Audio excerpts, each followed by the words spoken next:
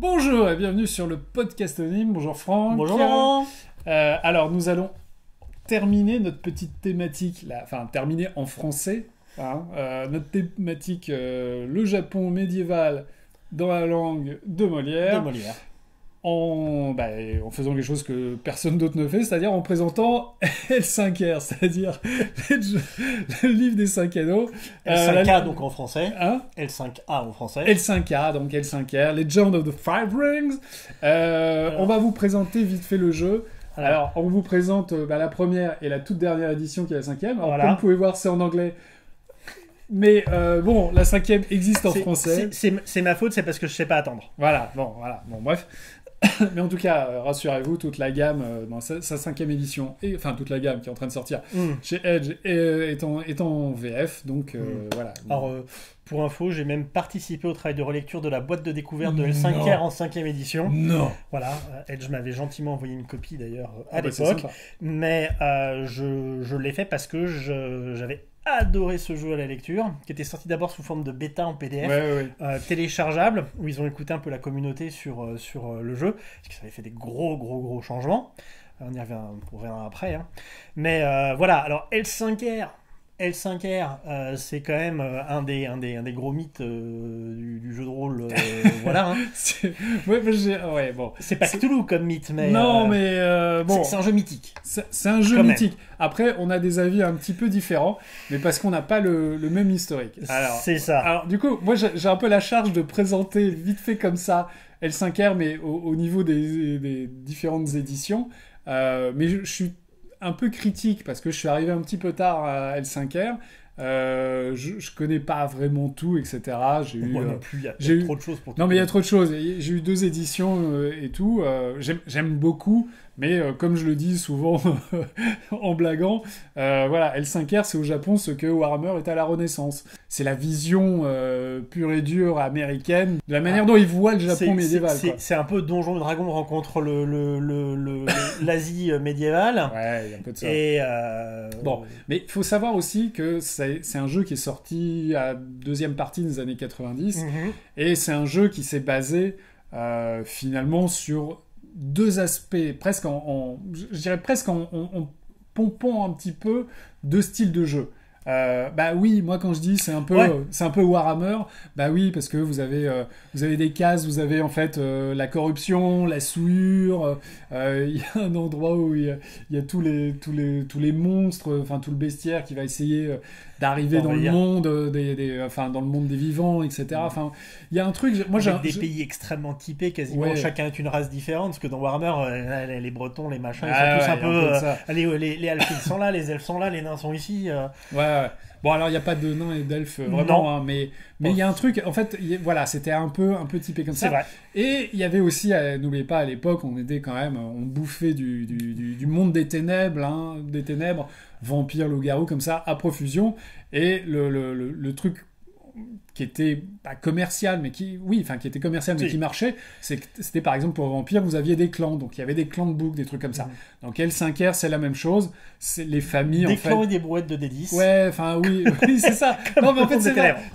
En fait, il y a des clans, en fait, c'est des familles, en fait, c'est des familles nobles, samouraïs.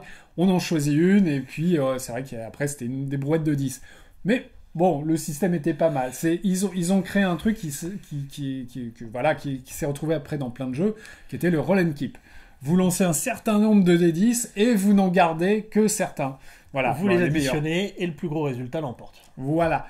C'était simple. C'était simple. C'était quand même bien présenté. Alors, cette émission, c'est pas un historique sur L5R. On va vraiment parler de la dernière édition. Je fais juste un petit récapitulatif de ce qui est sorti. Il y a eu 5 éditions. La première, je pense que c'est la plus connue. Beaucoup de gens ont commencé avec ça. Comme moi. Je suis persuadé par certains côtés que si cette édition ressortait aujourd'hui, je suis pas sûr que le jeu aurait le même succès. Je pense sincèrement que L5R, et c'est pas une critique, mais que L5R en fait a un succès aujourd'hui qui est dû à une mode qui n'existe plus vraiment. Voilà, les clans de boucs, ce côté un peu à la Warhammer, etc. Et il faut savoir que c'est souvent comme ça dans les jeux. C'est là où en fait tout s'est créé. C'est-à-dire qu'ils ont sorti à la fois des aventures, mais aussi des suppléments culte. Je veux dire, la fameuse cité des Scorpions, là, je sais plus comment elle s'appelait, mais bref, c'est un truc culte, etc. Il y a eu des boîtes, enfin, il y a eu plein de choses, plus tous les clans de book, tout le monde s'est bouffé ça. Il y a eu une seconde édition qui est sortie après, peu de temps après, et c'est là où ils ont un peu échoué lamentablement, c'est-à-dire que cette seconde édition, elle avait quand même un peu plus de matériel, c'est-à-dire qu'elle avait un peu le livre de base et quelques clans de book. On pouvait faire ce qu'on voulait, mais elle était mal présentée, c'était pas très très joli, c'était en 2 bouquins, dont un qui était un peu vide. Et puis, en fait, au moment où elle est sortie, c'est au moment où il y a eu le D20 système. Donc ils se sont dit, mais attends, c'est génial. Donc ils ont fait une version D20, et chaque supplément qui sortait était basé sur les 2 systèmes, le D20 et leur système maison Roll and Keep.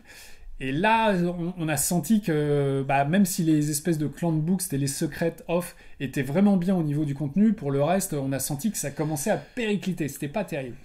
C'est là où ils se sont dit, attends, il faut qu'on reprenne les rênes. Donc ils ont sorti une 3e édition qui était toujours sur le Roll and Keep, mais qui était beaucoup plus flashy en fait dans les illustrations et qui était beaucoup plus lourde. Ils ont essayé en fait de recopier toute la lourdeur du D20 sur les distances, les trucs comme ça, les dons, enfin il y avait des trucs similaires. Il y a eu des suppléments qui cette fois-ci étaient beaucoup plus gros. C'était pas mal, moi j'y ai un peu joué, mais c'était quand même lourd, jusqu'au moment où ils se sont dit allez, on va se reprendre en main une dernière fois. Ils ont fait la fameuse 4e édition, qui est une édition qui revient à un système beaucoup plus simple, beaucoup plus épuré, qui a un bouquin absolument magnifique, assez épais, et ils ont sorti après aussi pareil des gros suppléments de contexte, etc. Mais cette fois-ci, avec au lieu de faire des clan books, c'est-à-dire je vous vends 20 suppléments. Ils ont fait sur la période. Ils ont fait sur des périodes, ils ont fait sur chacun des éléments, donc chacun des aspects du jeu. Et ça, c'est un supplément sur les aspects du jeu qui était super intéressant. Ils ont fait 2 bouquins Histories of Rokugan qui sont des what if, qui sont absolument géniaux, dont Rokugan in Space, qui paraît complètement aberrant sur le papier, mais qui tient hyper bien la route dans la description. Non, cette 4e édition était vraiment bien, et surtout, ce qui avait pourri la 2e et la 3e édition, c'est le jeu de cartes. Parce que le jeu de cartes associé faisait vivre la timeline en fonction de quel clan gagnait les championnats. Et donc l'histoire est devenue complètement ahurissante. Les 20 pages de timeline du début de la 3e édition sont imbitables. Enfin, c'est n'importe quoi, avec des revirements de situation complètement fous. La 4e édition s'est dit, on va faire un peu table rase, on va reprendre une histoire un peu plus générique et calme, mais on va faire un système des clans tels que vous pouvez jouer à n'importe quelle période, d'où les histories pour permettre justement de varier. Et ça, c'était quand même super. Bon, et après, je crois que l'éditeur AEG, Alderac Entertainment Group, a mis un peu les clés sur la porte. C'est ça.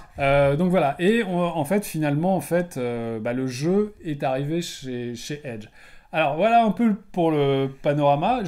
On a l'air un peu de critiquer, mais un jour on fera peut-être un spécial vraiment L5R.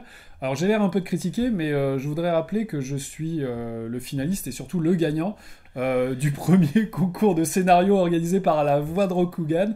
Donc zut, je m'y connais. Exactement. Voilà, donc maintenant ça c'est fait. Alors, Edge a sorti Legend of the Fire Ring dans une édition vraiment très jolie, assez somptueuse. Qui rappelle la 4e édition, hein. On est dans un peu le même style graphique. Ouais, dans le même style. Et, ils ont sorti aussi, il y a une boîte d'initiation, comme fait souvent Edge, etc. Et je dois avouer que quand ils ont annoncé qu'ils allaient faire relancer en fait le jeu et que ça allait être relancé par Edge, je sais qu'il y a beaucoup de gens qui ont eu peur que du coup ça utilise des dés spéciaux comme le Star Wars ou le futur jeu générique. Ils avaient raison. Eh bien, ils avaient. Oui, mais c'est des dés spéciaux. C'est des dés spéciaux. Mais il n'y a qu'un seul type de dés spéciaux. Oui, il y a un seul type. Et c'est beaucoup moins compliqué. Non, mais c'est au niveau des dés, c'est beaucoup moins compliqué que le FFG, enfin le Star Wars. Que les 12 symboles de face différents qu'il faut retenir. retenir. Donc, au moins, rassurez-vous là-dessus. Sur ce, Franck, je te laisse avec cette merveille. C'est à toi. C'est à moi. Comme je le disais, cette légende des 5 anneaux 5e édition est sortie il y a quelques étés de cela.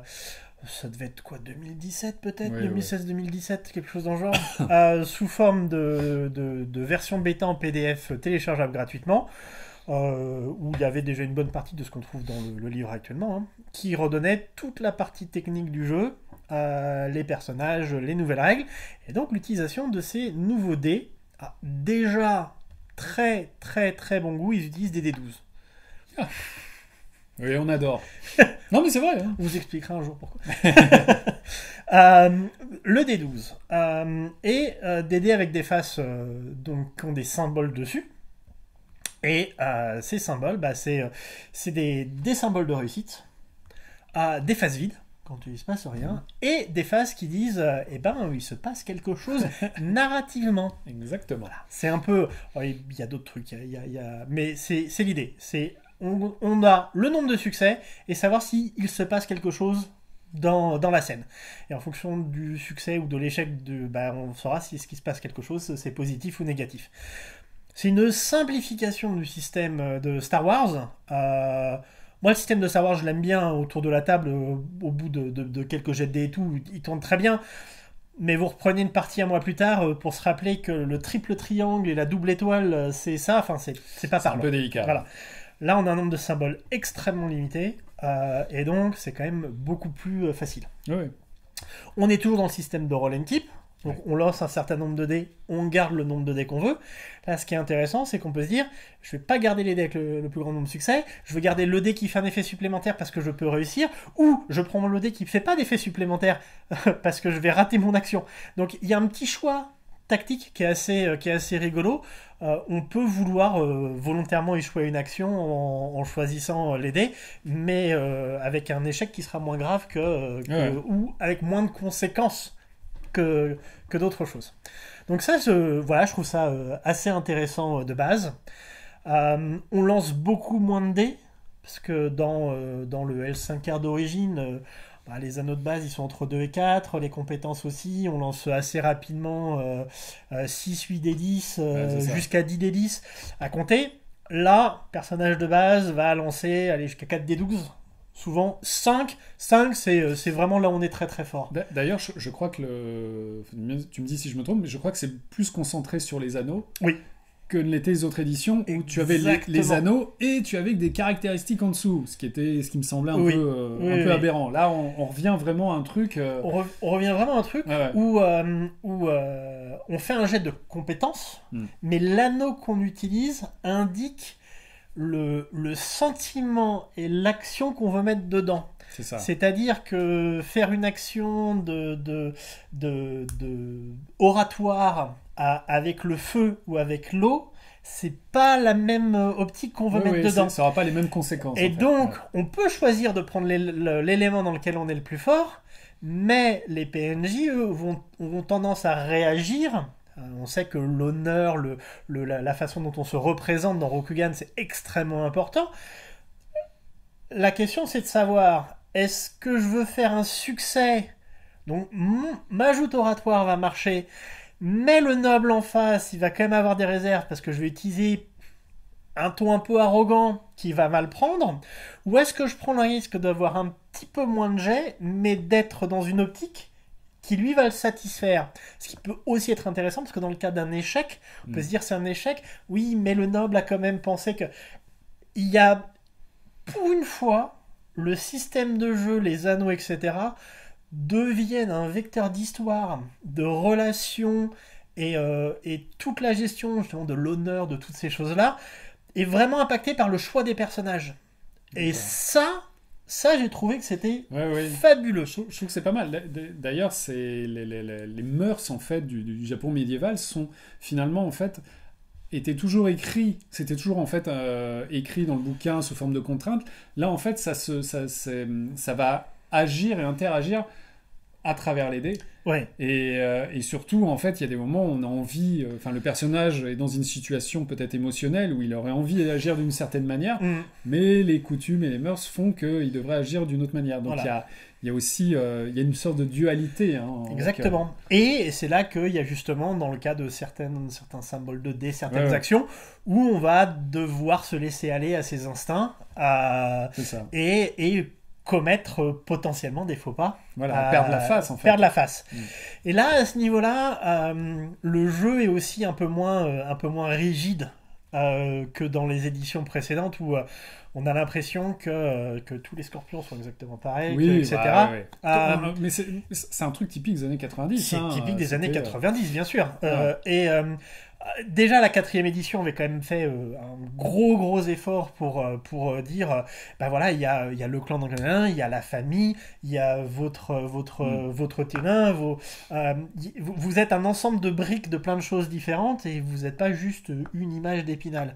Là, la 5e édition, enfin voilà, elle va beaucoup plus loin. Et comme dans la 4e, on a un bouquin qui est hyper complet, qui permet qu'à tout. Il y a tous les sorts, il y a les katas, les machins. Enfin, vous pouvez vous faire vraiment le personnage sur mesure, mais voilà.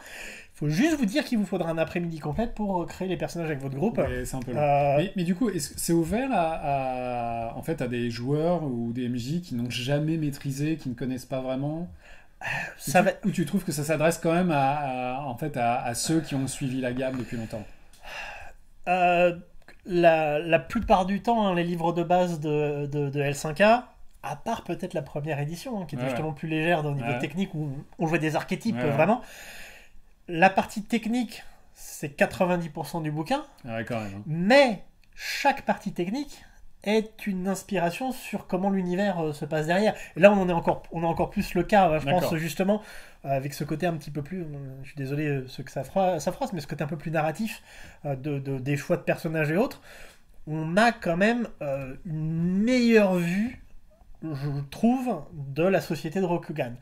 Est-ce que ça suffit pour jouer? Non, il faudra l'Atlas d'Emeraude qui est paru en VF.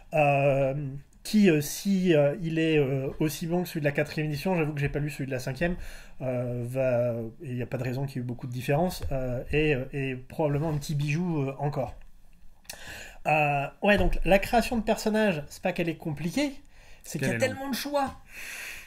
Quand vous devez regarder les N clans qui ont chacun X familles, dont chacun a 3 différents, avec les relations, avec les compétences, avec les différents types de pouvoirs, que ce soit ceux de combat, ceux de prêtrise, la magie, les talents des magistrats qui sont des talents autres, c'est hyper dur de rentrer dans un jeu comme ça si on n'a pas un MJ qui connaît au moins un minimum l'univers. Soi-même, on ne connaît pas grand-chose à l'univers. Exactement. Après, on a un nouveau joueur, c'est L5R. Voilà, c'est de la haute fantasy dans le Japon. T'aimes les animés, c'est quoi ton personnage favori? Qu'est-ce que t'aimerais jouer comme type de personnage?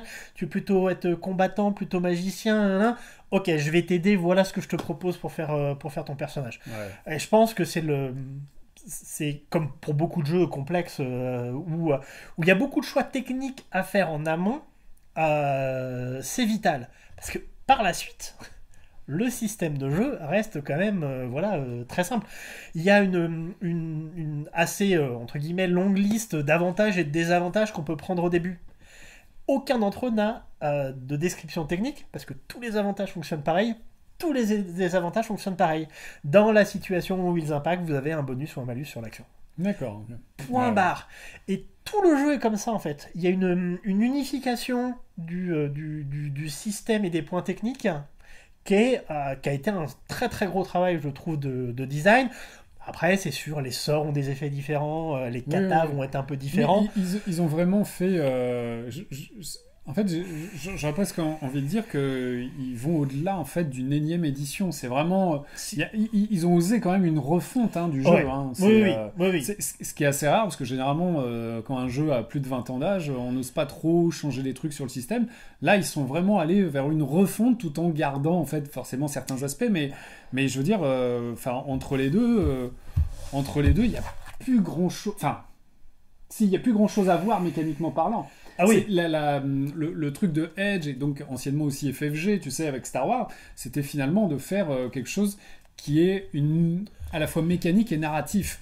Voilà, alors que bon, à l'époque, c'était du jeu. C'est ce qu'ils avaient essayé de faire avec Warhammer 3ème édition, mais ils avaient été tellement trop loin avec Warhammer 3ème édition, avec une profusion de matériel qui coûtait une fortune et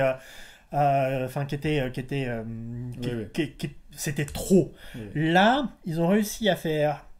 Déjà, Star Wars, c'était une première épuration de leur idée, avec juste des dés. Voilà, et les pions de force, mais bon. Ça reste vraiment anecdotique. On avait vraiment quelque chose de là. Et là, pour L5R, on a fait une phase de plus. Et je sais que quand j'ai lu le PDF pour la première fois, je me suis pris une claque. Et c'était tellement différent, avec justement cette histoire des anneaux, de l'approche avec laquelle on veut faire l'action, qu'on trouve dans Fex Accelerated, où les statistiques, ce sont simplement des façons de parler, le Cortex plus qu'utilise ce genre de choses. On a ce genre d'évolution de gameplay où l'intention équivaut à l'action. Et ça c'est vraiment génial.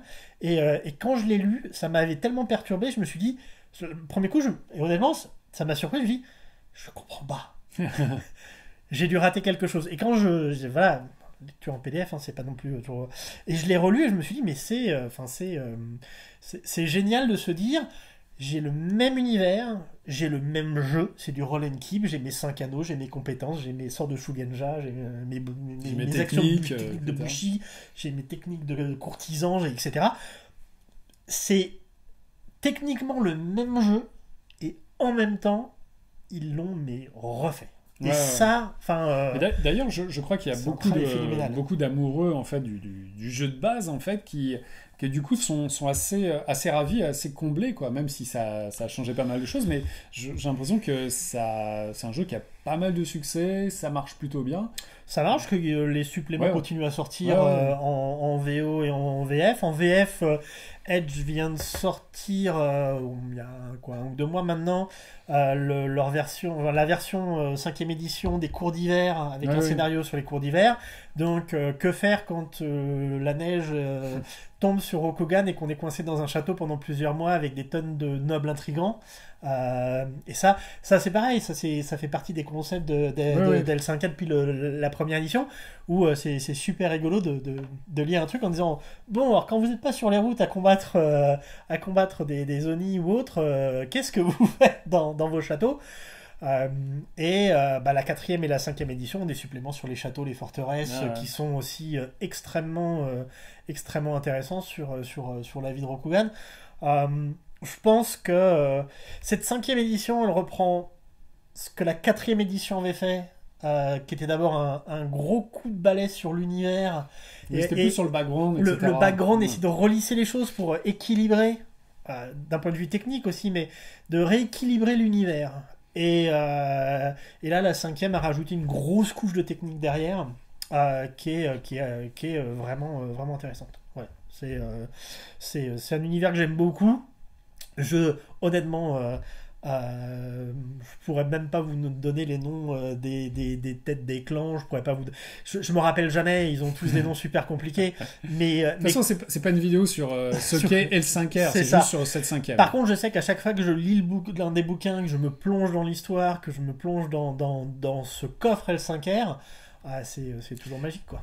Du coup, alors je me permets un truc. Comme on l'avait dit sur les autres éditions, elles suivaient au moins les 3 premières suivaient en fait un peu de la timeline, donc ça avançait, etc. Jusqu'au moment où la 4ème est sortie en fait, où c'était en fait finalement des règles et on pouvait jouer un peu à n'importe quelle époque. Qu'est-ce qu'il en est en fait de cette 5ème? Là, c'est pareil. C'est assez agnostique au niveau période. D'ailleurs, la 4ème édition avait sorti une super boîte qui s'appelait Second City, qui on parle toujours de la colonisation des terres qui sont très loin de l'autre côté de l'océan, etc. Ils avaient sorti une boîte sur ce qui se passe. Ils avaient rajouté un clan majeur, ils avaient rajouté plein de petites choses en disant, voilà, ça existe et ça peut faire partie de votre univers. Mais si le clan de l'amande, vous n'avez pas envie de l'utiliser dans votre histoire, personne vous force à le faire. Et ça c'est bien. Parce que justement, on a un certain équilibre et on n'est pas forcément dans une relation d'interdépendance au niveau de l'histoire. Et cette 5e édition, pour moi, elle suit complètement cette voie. Bon, bah, c'est plutôt bien. Voilà. Ok. Bah voilà, comme vous voyez, on n'arrive jamais à finir nos vidéos avec une bonne note de conclusion, à part que L5R, c'est bon, mangez-en. Voilà. Non, mais apparemment c'est un jeu qui ce qui est intéressant, c'est que ça a fait une refonte complète. Juste vite fait, la boîte, c'est une boîte d'initiation en fait. Oui. Peut-être que c'est le truc par lequel il faut commencer si on ne connaît pas clairement, si on ne connaît pas ni l'univers ni en fait ce système de règles, toutes les règles sont dedans, avec des pré-tirés, avec leur évolution pour pouvoir ils gagnent des niveaux si vous voulez, oui, c'est ça. Dans l'histoire pour comment ils évoluent dans l'histoire, voilà, les fiches de personnages avec plein d'explications comme il y avait dans le Star Wars, c'est le même principe, et le scénario qui introduit les parties de règles les unes après les autres sous forme de petites expériences qui arrivent jusqu'à ce qu'on arrive dans l'histoire et on peut après se laisser aller. Donc la boîte, c'est vrai que la boîte d'initiation est une bonne entrée.